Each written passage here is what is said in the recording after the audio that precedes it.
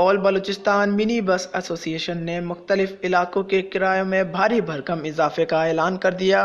हुकूमत की जानिब से पेट्रोलियम मसनूआत की कीमतों में इजाफे का सुनते ही किरायों में भी वाज़िया तौर पर भारी इजाफा देखा जा रहा है। इस महंगाई के दौर में जहां गरीब आवाम अपने पैसे बचाने के लिए पब्लिक ट्रांसपोर्ट में सफर करते थे, आहिस्ता आहिस्ता वो भी अवाम की दस्तरस से दूर होती जा रही है। तफसीलात के मुताबिक Quetta to Jacobabad AC van 1200 रुपए, जबकि नॉन एसी 1000 रुपए, कोयटा टू कलात 500, कोयटा टू हैदराबाद 2500 रुपए। इसके अलावा लजबेला टू कराची 600 रुपए और मस्तूंग टू कोयटा का किराया 200 रुपए कर दिया गया है। हालांकि मस्तूंग से कोयटा के रूट पर चलने वाली 95% वैगन CNG पर चलती है। ट्रांसपोर्ट मालिकान ने इस महंगाई का नाजायज फायदा उठाते हुए CNG पर चलने वाली गाड़ियों के किराए में भी इजाफा कर दिया है। इसके अलावा अंदरून और बैरून शहर चलने वाली गाड़ियों के किराए में भी बेतहाशा इजाफा देखा गया है।